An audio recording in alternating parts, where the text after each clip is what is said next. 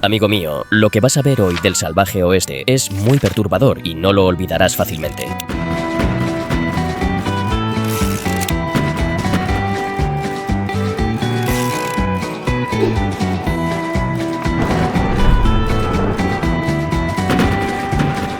En todo caso, en este documento te traigo una colección de imágenes tan raras que es difícil creer que aún existan. Fotografías olvidadas durante décadas, rescatadas de archivos que ya nadie se atrevía a abrir con relatos que no parecen reales, pero lo son.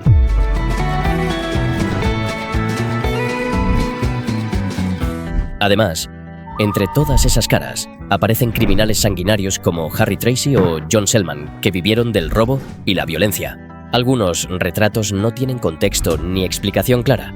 Solo sabemos que algo en ellos no encaja y te lo advertimos, son muy inquietantes. Y como siempre, lo más raro, oscuro y difícil de tragar, lo dejamos para el final. Así que acomódate, compañero de viaje, porque hoy toca cabalgar por tierras áridas llenas de historias que huelen a muerto.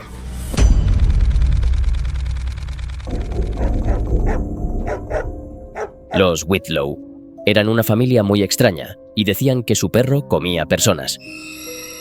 El 3 de octubre de 1897, un leñador llamado Elias Turner desapareció al cruzar los límites de su finca. 3 días después, el perro de la familia, un mastín de 40 kilos, trajo en su boca uno de los brazos del leñador hasta la puerta de la escuela rural. El sheriff inspeccionó la propiedad, pero no encontró restos ni testigos y el informe quedó archivado como accidente sin pruebas concluyentes. Entre 1897 y 1900 se registraron 4 desapariciones más, todas cerca de las tierras de los Whitlow. Ninguna fue resuelta. Tenía 5 años cuando vio cómo eliminaban a sus padres a machetazos frente al pozo. Desde entonces, Lillian no volvió a hablar y la criaron sus abuelos en una finca de maíz a las afueras de Abilene, en Kansas. Dormía en el granero, hablaba con los cuervos y pasaba las tardes mirando al espantapájaros que su madre había cosido. El 22 de septiembre de 1897, un fotógrafo local llegó a la granja. Habló con los abuelos y pidió permiso para tomarle una foto. Ambos se alejaron hacia el campo y esa fue la última vez que alguien los vio con vida. De las 6 placas fotográficas que el hombre había expuesto esa tarde, solo esta pudo recuperarse tras encontrar su equipo roto junto al granero. Encontraron un cuerpo en el techo, con las botas aún puestas. Cuando Frank no apareció para la cena del 16 de noviembre de 1888, sus compañeros pensaron que se había largado del rancho. 3 días después, un chico del servicio encontró su cuerpo colgado en la viga del barracón, con la cara envuelta y las botas todavía puestas.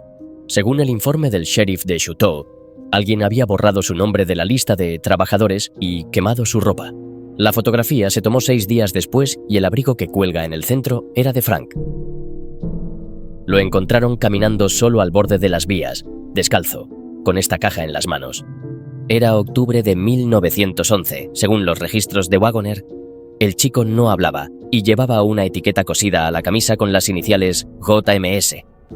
La caja tenía símbolos pintados a mano y dentro, tierra seca, huesos pequeños y una carta con garabatos que nadie supo identificar. Durante semanas, nadie reclamó al niño y días más tarde lo enviaron a un orfanato en Tulsa, donde desapareció de los archivos en 1914. El alguacil del condado de Baxter lo encontró desorientado cerca del ramal norte, con la cabeza vendada y encadenado. No llevaba documentos, ni pronunció una sola palabra en los 2 días que estuvo bajo custodia. El médico del pueblo examinó las heridas en su rostro y determinó que eran recientes, mal suturadas, como si alguien hubiera intentado atenderlo a toda prisa. El hombre que aparece junto a él es el teniente Ephraim C. Moore, encargado de su traslado al presidio estatal. En junio de 1870, una riada abrió los antiguos enterramientos improvisados junto al arroyo Ashley en las afueras de Charleston. Varios vecinos hallaron restos óseos desperdigados por todo el área. Identificada como Sarah Collins, llevó algunos hasta el porche antes de que llegara la patrulla del condado. El delegado Levin registró que los huesos pertenecían a víctimas de la fiebre amarilla enterradas a toda prisa durante el brote del 58, cuando no quedaban nichos disponibles. La finca se acordonó. Los restos fueron trasladados al camposanto de Magnolia, y la prensa local aconsejó desinfectar todos los pozos y aljibes. Era el 23 de mayo de 1910 cuando John Broughton detuvo su carromato medicinal ante la cabaña de los Kellar, en Dakota del Norte.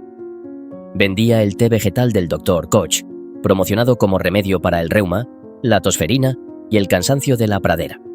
La familia le pagó 2 centavos de plata y media docena de huevos y le indicó el camino a la granja de los Murray, donde también necesitaban medicinas. Un inspector estatal informó, meses después, que el brebaje llevaba 20% de alcohol, ruibarbo purgante y azúcar quemado. Taller de féretros de William Archer, Dodge City, 5 de mayo de 1880. Henry Archer, de tan solo 6 años, sirvió de modelo para el catálogo de niños que su padre enviaba a los ranchos y campamentos mineros. El folleto informaba de las medidas exactas, los precios por calidades de madera y entrega asegurada en solo 3 días en la parada de diligencias más cercana. Con la llegada del ferrocarril, los fabricantes industriales inundaron el mercado con mierdas de poca calidad y el negocio familiar tuvo que cerrar. Se hacían llamar Me and Him y llenaban teatros con un ring portátil y 2 pares de guantes gigantes. Fred Howe, de 270 kilos, y George Moore, con apenas 40, se conocieron en un tinglado de feria de Louisville y pronto saltaron al circuito vaudeville. La gira los llevó a Detroit, donde posaron para esta tarjeta cabinet en el estudio Howie de Jefferson Avenue. Su combate duraba 12 minutos y tenía 3 asaltos pactados, asegurando así muchas risas. Cuando el vaudeville decayó a comienzos de siglo, Me and Him regresaron a Kentucky para explotar un restaurante atracción en la carretera de Bowling Green, y allí se pierde su rastro en 1907. Salieron de Louisville en la primavera de 1893 de gira con la carpa ambulante del Gran Circo Barnett. Bill Schwartz alzaba un tonel con 4 hombres encima, lo calzaba en su cadera y dejaba al público imaginando qué músculo sostenía el peso. Detrás iban los Battersby. Ella rondaba los 300 kilogramos, él apenas 30 y bailaban el vals sin perder el compás. Cerraban la noche los hermanos Tochi, los siameses que tocaban el violín mientras planeaban su siguiente jugada de ajedrez. Cuando la gira se disolvió en 1896, solo quedaron estas tarjetas, inmortalizándolos por siempre. 18 de junio de 1899. Cantina Silver Leaf, distrito aurífero de Cripple Creek, Colorado. Una tormenta de nieve que duró semanas obligó a resguardar a todos los animales para que no murieran de frío. Vemos a 2 burritos de carga mientras los arrieros terminaban el turno de la mina Isabela. El fotógrafo Frank Kerr, enviado por el periódico Rocky Mountain News, aprovechó la calma y expuso esta placa en 10 segundos de luz. La imagen se conserva en la Western History Collection de la Biblioteca Pública de Denver. John Shaw entró decidido a atracar el Saloon Wigwam de Winslow en Arizona, la noche del 3 de julio de 1908. Cuando volvió a salir, ya no tenía pulso. El alguacil Hawk lo dejó como un colador antes de que articulara una sola palabra. 2 vaqueros del Hash Knife Outfit escucharon al camarero ofrecer ronda gratis a quien lo trajera de vuelta. Pagaron $2 al enterrador de Holbrook, lo cargaron, lo apoyaron en la valla del camposanto, botas bien calzadas, y tomaron esta fotografía. Mary Ellen Mark viajó al Twins Days Festival de Twinsburg, Ohio, en agosto de 1998 para retratar la frontera entre lo idéntico y lo único. Montó un estudio improvisado, iluminación suave y fue llamando a los asistentes de 2 en 2. Mark disparó con una cámara Polaroid 20 por 24 pulgadas y el positivo salía en apenas 3 minutos. 30 impactos atravesaron esta casaca gris el 30 de noviembre de 1864, cuando el mayor general confederado Patrick R. Cleburne cayó al pie de las trincheras federales de Franklin, en Tennessee. El irlandés había destacado en Shiloh, Chickamauga y en Atlanta. Llegó a proponer liberar y armar a los esclavos para salvar al sur. Idea que le ganó sospechas, pero también fama de estratega lúcido. Los testigos contaron que Patrick avanzó con la espada en alto hasta quedar a pocos metros del parapeto. Allí se desplomó, seguido de otros 5 generales. Su uniforme fue recuperado al día siguiente y conservado por camaradas del 1º de Arkansas. Hoy se expone en el Museo de la Confederación en Appomattox como recordatorio de la jornada que muchos llamaron la última carga de los Caballeros del Oeste. 15 de noviembre de 1905, Dewars Saloon, Montana. Un fotógrafo pidió que nadie se moviera durante 20 segundos y apretó el obturador. Detrás de la barra quedó Jimmy Dewar con la botella en alto, mientras su hermano Tom apoyaba el codo y contaba las fichas de la última mano. En la mesa posaron Phil Shea, cazador de coyotes, Tom Eden, arriero que esperaba un anticipo de la mina Ruby, y los hermanos Hartman. Aquella noche no hubo muertos ni heridos, solo se anotó que el bote de $30 en polvo de oro lo ganó Tom Dewar antes del cierre. La presentaron en Nueva York en 1854 como la mujer oso de Sinaloa, pero Julia Pastrana cantaba arias de Verdi con un timbre sorprendente. Nació hacia 1834 en la Sierra de Sinaloa, cubierta de vello y con labios y encías agrandadas. La ciencia lo llamaría después hipertricosis. Un capataz la vendió a feriantes y pronto pasó a manos del empresario Theodore Lent, que además se casó con ella para asegurarse el contrato vitalicio. Actuó por Estados Unidos y Europa mostrando su voz y su aspecto, hasta que el 25 de marzo de 1860 murió en Moscú tras dar a luz a un niño que heredó su condición y que tristemente vivió poco tiempo. Theodore pagó a un anatomista que embalsamó a madre e hijo y lo siguió exhibiendo. El Water Saloon en el territorio de Wyoming, agosto de 1887. Un letrero prometía cerveza al por menor y un único barril fresco cada lunes traído desde Cheyenne para los mineros y vaqueros de paso. Cuando llegó la fecha de renovar la licencia, el juez de paz quiso la prueba de buen orden. Sacó su Kodak número 1, mandó formar en la galería y disparó una sola placa. El 17 de abril de 1897 nació en un rancho algodonero de Butterfield, Texas, Ralph Earl Madsen. A sus 12 años, medía ya más de 2 metros. En 1919, el senador Morris Shepard lo llevó a Washington como imagen viviente de la América rural que pedía hospitales y pensiones para veteranos. Las fotos en las escalinatas del Capitolio lo hicieron famoso de costa a costa. El 9 de junio de 1902, Harry Tracy y su cuñado David Merrill saltaron la alambrada de la penitenciaría de Salem, tras apoderarse de 2 Colts del taller de forja. En los 58 días siguientes, Tracy cruzó Oregón y Washington a caballo, despachó a 6 perseguidores, cambió de montura 4 veces y, tras una disputa por el botín, también a Merrill. Mientras los periódicos lo comparaban con Jesse James, granjeros aterrados le dejaban comida en los establos para que siguiera de largo. El 19 de agosto de 1895, John Selman apretó el gatillo en el bar Acme de El Paso y dejó a John Wesley Harding panza arriba sobre las cartas. Antes de eso fue cazador de apaches con los Texas Rangers, desertor confederado, ladrón de ganado en Nuevo México y sheriff en Fort Griffin. El 6 de abril de 1896, el detective George Scarborough lo esperó a la salida del Wigwam Saloon, igual que él había hecho con Harding. 2 balas cerraron el círculo. 28 de diciembre de 1879, 7 de la tarde. El expreso de Edimburgo entra en el puente Tay, excediendo su velocidad permitida, con vientos de más de 160 km por hora. Y bueno, ya veis el resultado. 18 vanos de hierro se quebraron como barquillos. Los 12 vagones y 75 pasajeros cayeron 30 metros hasta el estuario helado. A la mañana siguiente, los buzos hallaron la máquina clavada de punta contra el pilar norte, aún soltando vapor. Mayo Clinic, 1912. El Dr. Guy Beckley Stearns presentó su batería galvánica de 4 cubos para reumatismo severo. El paciente se sentaba con manos y pies sumergidos en salmuera.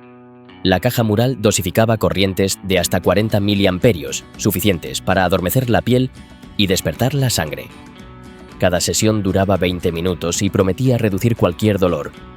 De las 40 unidades vendidas, solo 2 sobreviven en museos de historia médica. En otoño de 1862, el cabo A.J. Blue posó en Alexandria con su sable al costado y 3 Remington calibre 44, natural de Ohio. Se alistó en la primera caballería de Illinois y ganó fama en Shiloh. cuando su caballo cayó y continuó a pie disparando hasta que los tambores quedaron secos. El Bacono alcanzaba una velocidad media de 8 km por hora en plano y hasta 10 en bajada. Llevaba como propulsor un gorrino de 90 kilogramos, con 16 válvulas y arnés de cuero curtido en Limoges. La caja útil de pino podía cargar hasta 60 kilogramos, suficiente para 2 niños, y un par de sacos de grano. El consumo medio era de 3 kilogramos de bellotas al día y unos 10 litros de agua. Requería reposo cada 8 kilómetros o después de una pendiente prolongada. Estos vehículos eran habituales en zonas rurales sin caballos y se usaban para el transporte diario en fincas, mercados o escuelas. El Canifort urbano, con una velocidad crucero de 6 km por hora, alcanzaba picos de hasta 8 si el terreno ayudaba, o el perro se asustaba. Montado sobre un bastidor de tubo prensado, suspensión rígida y llantas de radios, ofrecía asiento individual, respaldo ajustable y freno por presión de pies. El sistema de tracción frontal se basaba en un pastor belga adiestrado, con arnés de doble tiro, bozal acolchado y campanilla de aviso. Su autonomía dependía del ánimo del perro y la cantidad de sobras de la carnicería. Hasta 1935, los carros caninos fueron legales y habituales en zonas rurales. El Studebaker Terrier Sport alcanzaba una velocidad media de 5 km por hora, arrastrado por un cochino de 80 kilos entrenado en circuitos de tierra compactada. Su chasis de madera de cerezo tenía ejes de acero dulce y ruedas de radios, capacidad para 2 perros de hasta 10 kilos, y suspensión por ballestas cruzadas. Fue habitual en ferias y paseos costeros de Seattle hasta 1916, cuando se prohibió el uso de cerdos como fuerza motriz urbana. El utilitario bisonte doble contaba con tracción en paralelo, suspensión natural por zanca extendida y bastidor reforzado en nogal con ejes de acero al carbón. Tenía una capacidad de carga para 2 pasajeros con equipaje de mano, aunque su punto fuerte era la estabilidad sobre barro y nieve, aunque su maniobrabilidad dejaba mucho que desear. Durante el siglo XIX, algunos rancheros del Medio Oeste cruzaban búfalos con ganado para obtener bestias híbridas más resistentes y rentables. El todoterreno Hippo Classic 4000 incorporaba motor orgánico de 1.500 kilogramos con transmisión directa a ruedas reforzadas de nogal, sin suspensión ni frenos de emergencia. Permitía recorridos cortos sobre barro, grava o terreno pantanoso con un confort cuestionable y velocidad de marcha de 4 km por hora. Consumo estimado: 50 litros de agua por día. En el siglo XIX, los hipopótamos llegaron a zoológicos europeos y así a algunos circos ambulantes, donde ocasionalmente se usaron para exhibiciones de fuerza y tracción. El modelo Porchetta Junior estaba pensado para los más pequeños, con chasis corto de fresno, asiento de cuero y riendas integradas. Ofrecía una autonomía de hasta 3 kilómetros antes de agotar al motor. El cerdo de raza Tamworth garantizaba una tracción suave, ideal para caminos de grava o césped húmedo. Se vendía como alternativa al burro, con menor mantenimiento y sin necesidad de herrado. En algunas regiones de Gales se usó hasta entrado el siglo XX como vehículo escolar rural. En los años 20, el clan organizaba ferias familiares para normalizar su presencia en la vida cotidiana. La foto fue tomada en Cannon City, Colorado, durante un evento público donde miembros del clan asistieron con sus túnicas a una jornada festiva. Estas actividades incluían ruedas de prensa, sermones, atracciones y desfiles, con el objetivo de reclutar nuevos simpatizantes entre la clase media blanca. Los actos eran a menudo tolerados o directamente apoyados por las autoridades locales y regionales. En 1908, vecinos de Woy Woy organizaron una recreación pública del juicio y castigo final del rey Carlos I de Inglaterra. El evento formaba parte de una feria escolar que combinaba historia, humor y representaciones teatrales. El niño en el bloque representaba al monarca, mientras los demás hacían de verdugos, jueces y testigos del acto. Este tipo de escenificaciones eran habituales en colonias británicas, como forma de enseñar historia con dramatizaciones vivas. Hasta finales del siglo XIX, la extracción de dientes se realizaba sin anestesia en la mayoría de zonas rurales de Estados Unidos. Muchos barberos actuaban también como dentistas improvisados, y los métodos eran tan rústicos como dolorosos. La imagen recrea en tono cómico lo que muchos vivían como una auténtica tortura. Era común que los pacientes fueran atados a la silla para evitar movimientos bruscos durante la intervención. El cartel en la pared lo resume todo. Te sacamos el diente mientras esperas. Frida Kahlo y Vladimir Mayakovsky nunca coincidieron en la vida real. Él se autoeliminó en 1930, cuando ella aún no era conocida fuera de México. La imagen es un montaje moderno que circula desde hace años, sin contexto ni aclaraciones. No existe prueba de que hayan cruzado caminos, ni en cartas, ni en fotografías, ni en reuniones. Aún así, muchos la comparten como si fuera auténtica, confundiendo ficción con historia. Estos niños trabajaban en las minas de carbón del este de Pensilvania a principios del siglo XX. Tenían entre 8 y 12 años. Y pasaban más de 10 horas al día tamizando carbón y respirando polvo negro. La imagen fue tomada por Louis Hine, fotógrafo contratado por el Comité Nacional del Trabajo Infantil para denunciar estos abusos. Sus fotos ayudaron a impulsar las primeras leyes laborales en Estados Unidos. Hoy son prueba del precio real que pagaron los más pequeños por la revolución industrial. Gracias por llegar hasta aquí. Todavía tenemos cientos de fotografías del lejano oeste, con historias increíbles que están aún por descubrir. Así que te esperamos en próximos documentos. Recuerda que el mejor apoyo que nos puedes dar es un me gusta y un comentario. Suscríbete si no lo estás y comparte con tus amigos estas bonitas historias del pasado. Y recuerda, be water, my friend. Ahora en pantalla verás otro de nuestros documentales. Clica si te atreves y adéntrate en otra nueva aventura. Ahí te espero, amigo mío.